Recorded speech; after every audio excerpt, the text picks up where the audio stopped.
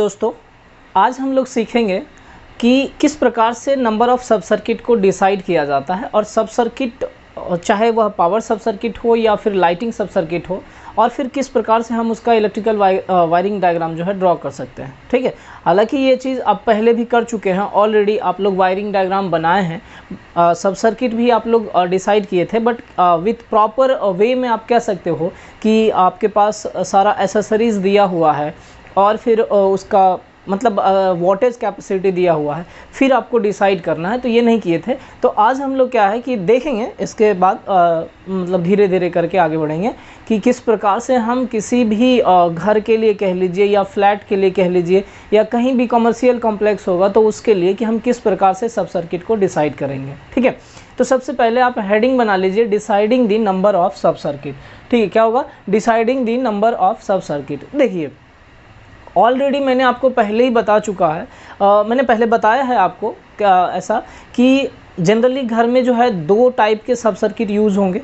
एक तो आपका हो जाएगा लाइटिंग सब सर्किट कह सकते हैं, और दूसरा कह सकते हो आप पावर सब सर्किट। ठीक है, मेनली दो ही होगा, एक तो लाइटिंग सब सर्किट या दूसरा पावर सब सर्किट या पावर सर्किट भी आप उसको कह सकते हो। ठीक है, देखिए लाइटिंग लोड के अंदर कौन कौन सा इक्विपमेंट आ जाएगा? बल्ब आ जाएगा, फ़ैन आ जाएगा, और 5 एम्पियर का जो सॉकेट होता है वो आ जाएगा। कहने का मतलब जितना भी आपका ट्यूबलाइट, बल्ब वगैरह जो भी होगा, एलईडी वगैरह जो भी आप यूज़ करते हैं, सारा का सारा किसके अंतर्गत आएगा? लाइटिंग सब सर्किट के अंतर्गत आएगा। उसके अलावा फ़ैन लाइटिंग सब सर्किट में, 5 एम्पियर का सॉकेट, ठीक है, जो किसके अंतर्गत आएगा? लाइटिंग सब सर्किट के अंतर्गत आएगा। अब देखिए, लाइटिंग सब सर्किट को डिसाइड करने के लिए ऑलरेडी मैंने आपको बताया है कि मैक्सिमम नंबर ऑफ पॉइंट्स कितना होना चाहिए लाइटिंग सब सर्किट में? तो 10 होना चाहिए, 10। अगर 10 से 11 भी हो जाता है नंबर ऑफ पॉइंट्स, तो वह क्या हो जाएगा? आपको दूसरे सब सर्किट में कंसीडर करना पड़ेगा। मतलब ऐसा कह सकते हैं कि अगर 10 के जगह पे 11 सब सर्किट भी हो जाता है तो आपको 11 पॉइंट, नॉट सब सर्किट, 11 पॉइंट हो जाता है तो सब सर्किट आपको क्या करना पड़ेगा? चेंज कर देना पड़ेगा। मतलब 2 सब सर्किट बनाना पड़ जाएगा। समझ में आई बात? मतलब मैक्सिमम नंबर ऑफ पॉइंट्स जो होगा किसी भी सब सर्किट में वो 10 से अधिक नहीं होगा, ये रिस्ट्रिक्टेड है। ठीक है, अगर 10 से अधिक होगा तो नंबर ऑफ सब सर्किट हमारा क्या हो जाएगा? 1 के जगह पे 2 हो जाएगा। सिमिलरली उसी में अगर बात करें हम लोग वोल्टेज कैपेसिटी की, तो वोल्टेज कैपेसिटी जो है किसी एक सब सर्किट का कितना होना चाहिए? 800 वाट होना चाहिए। कितना? 800 वाट होना चाहिए। 800 वाट से अगर 800.5 वाट भी हो जाता है या 801 वाट भी होता है तो सब सर्किट को आपको क्या करना पड़ेगा? चेंज करना पड़ेगा। मतलब सब सर्किट आपका डिवाइड हो जाएगा। अगर एक सब सर्किट था 800 के लिए, तो अगर 801 वाट होता है तो सब सर्किट आपका कितना हो जाएगा? 2 हो जाएगा। देखिए, ये जो दोनों कंडीशन दिया हुआ है, नंबर ऑफ पॉइंट्स 10 और सब सर्किट का वोल्टेज कैपेसिटी 800 वाट, ये दोनों कंडीशन आपको फुलफिल होना अनिवार्य है। ठीक है, दोनों कंडीशन क्या है? फुलफिल होना चाहिए। दोनों में अगर कोई एक कंडीशन भी फुलफिल नहीं होता है तो सब सर्किट आपका क्या होगा? अलग हो जाएगा। समझ में आई बात? कहने का आप कह लीजिए कि 10 पॉइंट्स और 800 वाट, 10 पॉइंट्स और 800 वाट, ये दोनों अगर होगा, इससे कम रहेगा तो सब सर्किट 1 होगा, लेकिन इस दोनों में से कोई एक भी क्राइटेरिया फुलफिल नहीं करेगा तो सब सर्किट क्या हो जाएगा? चेंज हो जाएगा। कहने का ये मतलब हुआ कि अगर ये 800 की जगह 801 वाट होगा और 10 पॉइंट की जगह पे आप कह लीजिए 8 पॉइंट है, तब भी आपका सब सर्किट क्या हो जाएगा? 2 होगा। अगर यहाँ पे 800 की जगह आप कह लीजिए 700 वाट है और यहाँ पॉइंट की जगह पे आप कहिए कि 11 वाट है, तब भी सब सर्किट आपका क्या होगा? 2 होगा। तो कहने का यह तात्पर्य है कि ये जो सब सर्किट होगा आपका, जब यह मान लीजिए 9 होगा और 800 कम, या फिर आप कह लीजिए 10 से कम होगा आपका और 800 से कम होगा, इस प्रकार से यहाँ पे, तब आपका जो नंबर ऑफ सब सर्किट होगा कितना होगा? 1 होगा। क्लियर? होप सो आपको क्लियर हो गया होगा लाइटिंग सब सर्किट के लिए। अब हम बात करते हैं पावर सब सर्किट का। देखिए, पावर सब सर्किट में जो था, हमने आपको ऑलरेडी इसके बारे में भी डिस्कस किया है। ठीक, आप पिछले लेक्चर में जाकर देखिएगा, यूनिट 1 में ही मैंने आपको बताया है कि पावर सब सर्किट को आप कैसे सेपरेट कर सकते हो। तो उसमें पावर सब सर्किट डिसाइड करने के लिए हमने क्या बताया था कि जो पावर सब सर्किट होगा उसमें जो भी सॉकेट होगा, ठीक है, सबसे पहला तो ये है कि प्रैक्टिकली अगर आप यूज़ करते हो तो उसके लिए इंडिविजुअल सब सर्किट यूज़ करते हो या फिर सेपरेट सब सर्किट यूज़ करते हो। ठीक है, ये तो एक कंडीशन हो गया था आपका, पर आइडियली कह लीजिए या प्रैक्टिकली हम लोग ऐसा करते हैं। लेकिन रूल कहता है कि आप जो है 2 से अधिक यूज़ नहीं कर सकते हैं। ठीक है, 2 से अधिक जो आपका है पॉइंट, मतलब मैक्सिमम नंबर ऑफ पॉइंट कह लीजिए 2 से अधिक पॉइंट आप यूज़ नहीं कर सकते हैं किसी भी पावर सब सर्किट में। बट वाटेज कैपेसिटी जो होगा पावर सब सर्किट का कितना होना चाहिए, 3000 वाट। मतलब 3000 वाट से अगर अधिक होगा तो फिर आपका पावर सब सर्किट भी क्या होगा, बदल जाएगा, मतलब दूसरे पावर सब सर्किट में आपको कन्वर्ट करना पड़ेगा। या फिर अगर मान लीजिए 2 पॉइंट है किसी सब सर्किट में, पॉइंट का मतलब यहाँ पे ये हो जाएगा कि या तो आप नंबर ऑफ स्विच को काउंट कर लीजिए या फिर नंबर ऑफ लोड को काउंट कर लीजिए, दोनों में कोई फ़र्क नहीं पड़ेगा, क्योंकि जब इंडिविजुअल बात करेंगे तब। ठीक है, ऐसा नहीं कि आप एक ही स्विच में 4 बल्ब कनेक्ट कर रहे हो तो उस टाइम में आपके पास एक ही पॉइंट होगा, नहीं। आइडियली कहता है कि मतलब आप अगर घर में भी लगाते हो तो देखते होगे एक बल्ब को एक स्विच से कंट्रोल करते हो, दूसरे बल्ब को दूसरे स्विच से कंट्रोल करो। तो इस जगह पे मैं कह रहा हूँ, नहीं तो अगर कन्फ्यूजन होता है तो आप क्या करो, लोड को काउंट कर लीजिए और वही लोड आपका नंबर ऑफ पॉइंट कहलाता है। समझ में आई बात? वही लोड जो होगा क्या होगा, आपका नंबर ऑफ पॉइंट कहलाएगा। तो सिमिलरली यहाँ पे भी जो सॉकेट यूज होगा वह सॉकेट आपका कह सकते हो पावर सर्किट के केस में 2 पॉइंट मैक्सिमम आप यूज कर सकते हो। ठीक है, बट वाटेज कैपेसिटी जो होगा वह रिस्ट्रिक्टेड होगा कहाँ तक, 3000 वाट तक। अगर 3000 वाट से अधिक होता है या फिर 2 पॉइंट से अधिक 3 पॉइंट हो जाता है तो सब सर्किट भी आपका क्या हो जाएगा, चेंज हो जाएगा, मतलब एक्सीड कर जाएगा। क्लियर? आइए एक बार फिर से इसको हम डिस्कस करते हैं। हेडिंग पहले बना लीजिएगा आप, डिसाइडिंग द नंबर ऑफ सब सर्किट। देखिए, फाइनल सब circuit beyond the distribution board divided into 2 groups. मतलब जो डिस्ट्रीब्यूशन बोर्ड के बियॉन्ड होता है या डिस्ट्रीब्यूशन बोर्ड के पार की बात करते हैं हम लोग, घर में आप ऐसा कह सकते हैं, तो वहाँ पे जो सब सर्किट होता है वह मेनली 2 पार्ट में या 2 ग्रुप में डिवाइड किया जाता है। कौन कौन सा, ये ऑलरेडी मैंने आपको बताया है, लाइटिंग सब सर्किट और दूसरा क्या होगा, पावर सब सर्किट। देखिए, पहला होता है लाइटिंग सब सर्किट, तो पहले लिख लीजिएगा लाइटिंग सब सर्किट।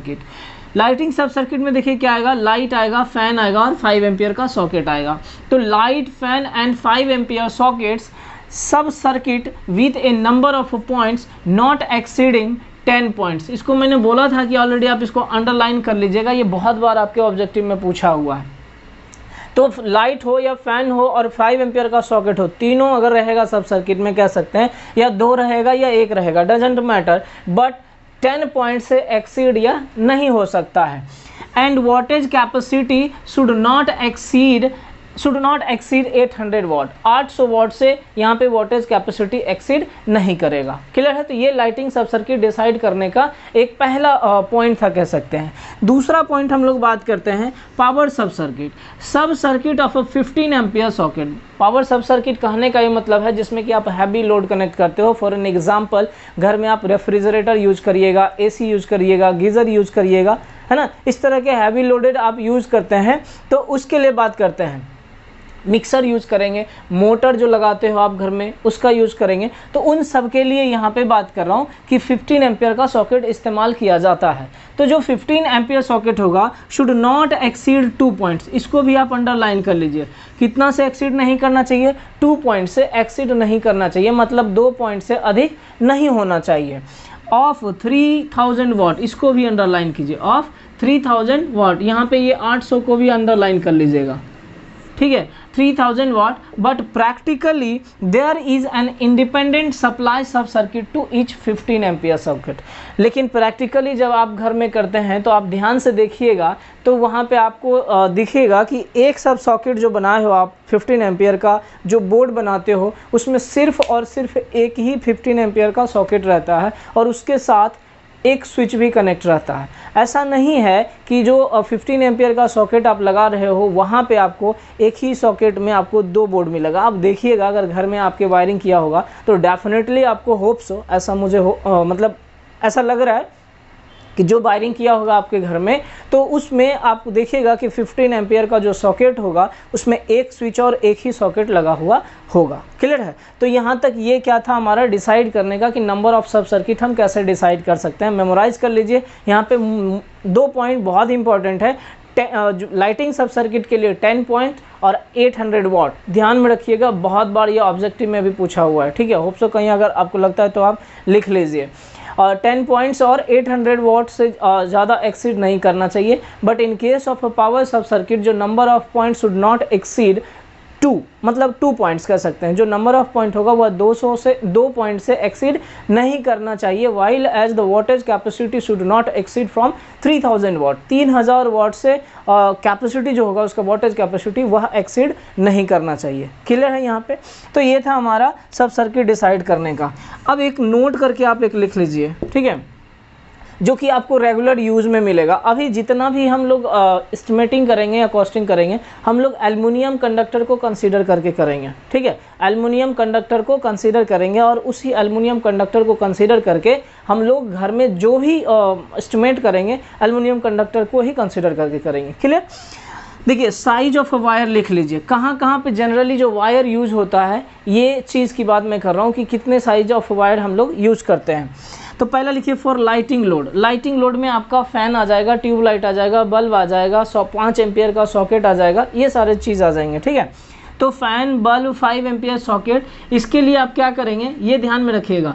1/1.40 mm और 1.5 mm स्क्वायर एल्युमिनियम कंडक्टर। कहने का यह मतलब हुआ कि आप ये याद रखिएगा 1.5 mm स्क्वायर, ठीक है। 1.5 mm स्क्वायर ये बहुत इंपॉर्टेंट रहेगा, हमेशा यूज में आएगा, ठीक है। तो 1.5 mm स्क्वायर, जैसे यहाँ पे याद रखना है तो 4 mm रखेंगे, 6 mm रखेंगे, ये चीज़ आपको पूछा जाता है। अब देखिए, इसके बारे में ऑलरेडी मैंने आपको बताया है कि ये 1/1.40 mm का मतलब क्या होता है।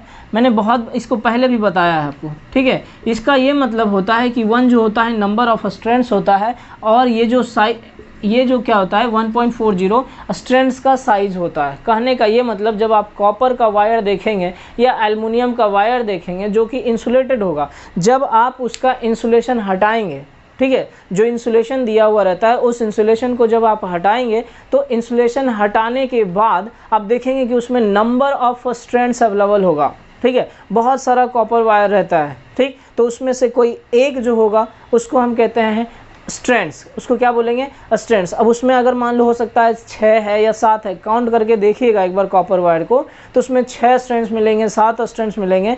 तो यहाँ पे आप वहाँ पे अगर 6, 7 जो भी मिलेगा तो यहाँ पे आप 7 लिख के स्लैश करिएगा। इसका मतलब है कि उसमें कितना कॉपर वायर रहा होगा? 7 रहा होगा। और फिर यहाँ पे उसका क्या लिख देंगे? डायमीटर। स्क्रू गेज SWG कह सकते हो, वायर गेज मीटर आता है, उसके थ्रू हमारा ये गेज मतलब इसका जो डाया है मेज़र किया जाता है। समझ में आई बात?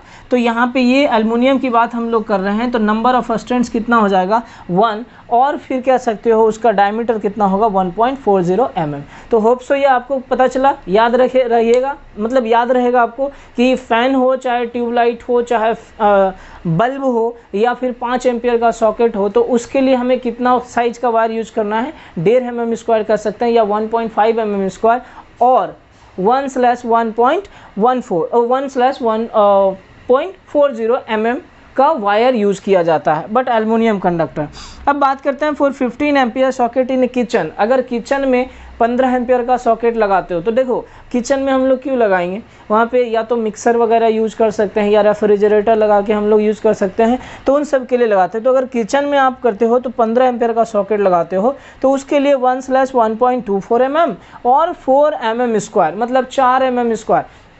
देखिए, ये जो है आपका क्रॉस सेक्शनल एरिया है। जैसे ये वायर अगर मान लेते हैं कि ये वायर है, तो ये वायर का ये पोर्शन जो है ये क्या है? क्रॉस सेक्शनल एरिया है, ठीक है। तो ये हमारा 4 mm square cross sectional area का वायर यूज होता है। यहाँ पे 2 mm स्क्वायर था, कितना था? 1.5 mm square, sorry 1.5 mm square का क्रॉस सेक्शनल एरिया का वायर यूज किया जाता है। तो किचन में अगर यूज करना है तो कितना हो जाएगा? 4 mm स्क्वायर एल्युमिनियम कंडक्टर। अगर यही बात हम लोग करें for 15 ampere socket in a bathroom, अगर बाथरूम में पर्पस रहेगा क्या? गीज़र वगैरह यूज़ करते हो आप या हीटर यूज़ करते हो पानी लगाने गर्म करने के लिए, तो बाथरूम में भी अगर लगाते हो तो इसका साइज हो जाएगा 1/1.28 mm और 4 mm square aluminium conductor. Clear है? यहाँ पे भी हम कितने साइज का यूज़ करते हैं? 4 mm square cross sectional area का।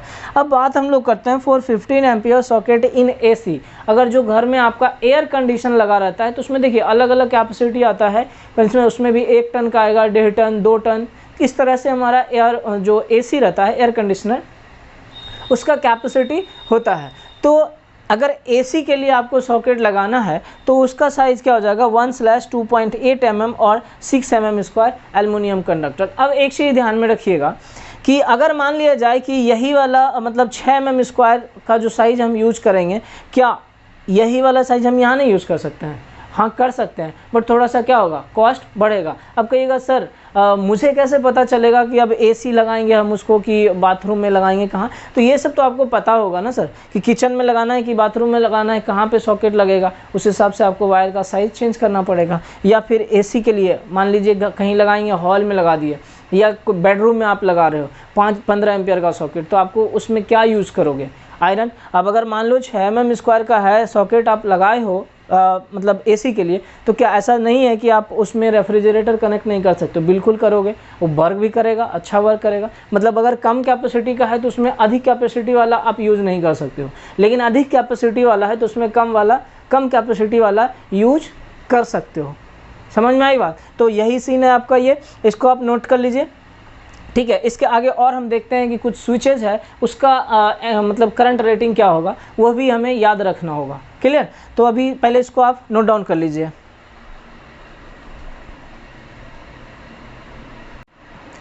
नोट कर लीजिए इसको भी आप, ठीक है। देखिए ऑलरेडी इसके बारे में आप जानते हैं कि DPMCB क्या होगा, double pole miniature circuit breaker, ठीक है, double pole miniature circuit breaker.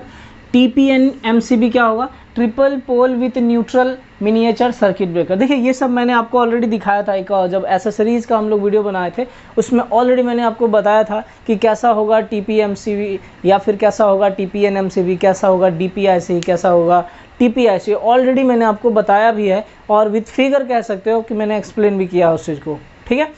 तो वहाँ पे आप देख लीजिएगा एक बार, अगर भूल रहे होंगे कि किस प्रकार का होता है DPMCB क्या होता है, तो वो आपको मिल जाएगा वहाँ पे, ठीक है। तो इसका भी एक करंट रेटिंग है। देखिए ये चीज़ आपको ध्यान में रखने की ज़रूरत नहीं है।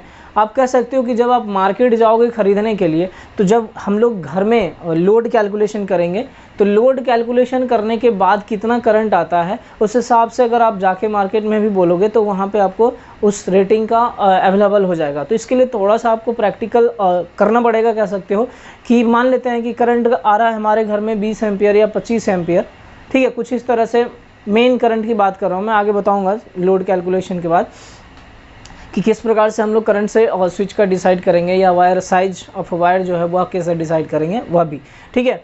तो मान लीजिए कि यह 15, 16, 30 ये करंट रेटिंग दिया हुआ है किसी भी स्विच का। अगर DPMCB है तो DPMCB के लिए 5 एम्पियर, 10 एम्पियर, 16, 32, 45 ये सब आपके मार्केट में अवेलेबल रहेगा, ठीक है। तो आपको करंट के हिसाब से क्या करना पड़ेगा, ये सारे स्विच को सेलेक्ट करना पड़ेगा, ठीक है। अब मैं बात करूँ TPNMCB के, तो इसका भी rating 16 ampere, 32 ampere, 45 ampere, 63 ampere etcetera और भी अधिक इसका आ सकता है, ठीक है। सिर्फ यह MCB की बात मैं कर रहा हूँ।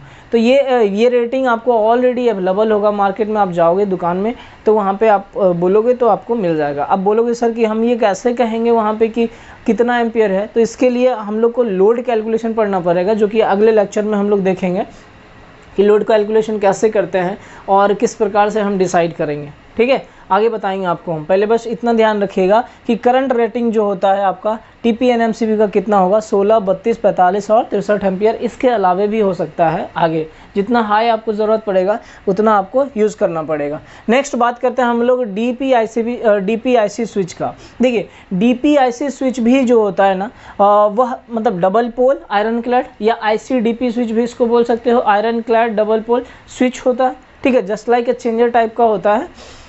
तो 5 एम्पियर का होता है, 15 एम्पियर का, 30 एम्पियर का, 60 एम्पियर का एटसेट्रा और भी आगे इसका रेटिंग अवेलेबल है। नेक्स्ट हम लोग बात करते हैं TPIC स्विच का। TPIC स्विच माने कि ट्रिपल पोल आयरन क्लैड या फिर आप इसी को ICTP स्विच भी बोल सकते हो, iron clad triple pole switch. यह इसका रेटिंग जो होगा 15 एम्पियर, 30 एम्पियर, 100 और 200 एम्पियर तक का अवेलेबल है। इससे अधिक भी अवेलेबल होगा।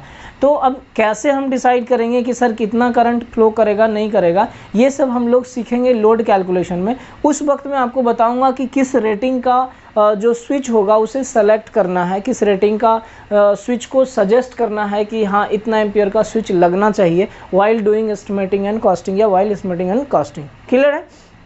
तो इसको आप नोट कर लीजिएगा। और देखिए कुछ डेटा है जो कि आपको ध्यान में रखने का। आप जैसे मान लीजिए कि पंखा है, पंखा का वॉटेज कैपेसिटी कितना होगा। जैसे आप पंखा खरीदने जाते हो मार्केट में तो इसका भी एक रेटिंग है सर। ऐसा नहीं है कि आप जाओगे बोलोगे पंखा दीजिए तो आपसे बहुत सारा सवाल वो पूछेगा कि कितने फिन का चाहिए या कितना आरपीएम का चाहिए, मतलब रोटेशन जो होता है पंखा जो रोटेट करेगा कितने आरपीएम में रोटेट, मतलब कितने आरपीएम का हाई स्पीड चाहिए, लो स्पीड या मीडियम स्पीड, इस स्पीड से कुछ आपको पूछेगा दुकानदार, तो आपको बताओगे तो फिर उस हिसाब से वो क्या करता है देता है। या आपको पूछ सकता है कितने वाट का चाहिए। जैसे आप मान लो कि मोटर खरीदने जाओगे तो पूछेगा ना कि कितना वाट का चाहिए, कितना एचपी का मोटर चाहिए, है ना। तो इस तरह से सवाल पूछेगा। आप जैसे सॉकेट ही खरीदने जाओगे तो आपको बोलेगा ना कि 5 एम्पियर के लिए चाहिए कि 15 एम्पियर के लिए चाहिए, किस पर्पस के लिए आपको ये सॉकेट यूज़ करना है। तो सबका एक अपना अपना एक रेटिंग दिया हुआ है, एक स्पेसिफिकेशन है, ठीक है। तो वह स्पेसिफिकेशन आपको ध्यान में रखना पड़ेगा। आप जैसे बल्ब खरीदोगे तो बल्ब का क्या रेटिंग होगा, मतलब कितने वाट का आपका बल्ब चाहिए। आप कहोगे ना, दुकान जाओगे खरीदने के लिए कहोगे बल्ब चाहिए तो वो पूछेगा ना कि कितने वाट का चाहिए, क्या मतलब बल्ब चाहिए, तो सीधा ऐसे ही कोई सा बल्ब उठा के आपको दे देगा, है ना। सोडियम वेपर लैंप उठा के दे देगा। आप घर में सोडियम वेपर लैंप लगाओगे क्या, नहीं ना। तो उसी तरह से मतलब कहा जाता है कि उसका एक स्पेसिफिकेशन जो है, उसका कैपेसिटी आपका, उसका जो कह सकते हो कि वह जानना ज़रूरी है आपके लिए, ठीक है। तो ये मैं आपको ये भी बता दूंगा कि वोल्टेज कैपेसिटी या फिर करंट स्विच का या फिर सॉकेट का, ये सब कितना कितना हो सकता है पॉसिबिलिटी, एक आइडिया आपको मिल जाएगा, ठीक है। बट इसको हम लोग करेंगे आगे किसी लेक्चर में। हम लोग उसका कैपेसिटी या स्पेसिफिकेशन देख लेंगे हर एक एसेसरीज़ का। ऑलमोस्ट जो एसेसरीज़ यूज किया जाता है जनरल लाइफ में उसका तो डेफिनेटली हम लोग देख लेंगे, ठीक है। तो आज हम लोग इतना तक ही रखेंगे, फिर मिलेंगे नेक्स्ट लेक्चर में। बट जाने से पहले एक चीज़ ध्यान रखिएगा, एक पेड़ आप ज़रूर लगाइएगा और आप अपने दोस्तों को भी ज़रूर बताइएगा कि वह भी एक पेड़ लगाएं, ठीक है। फिर मिलते हैं हम लोग नेक्स्ट लेक्चर में। धन्यवाद।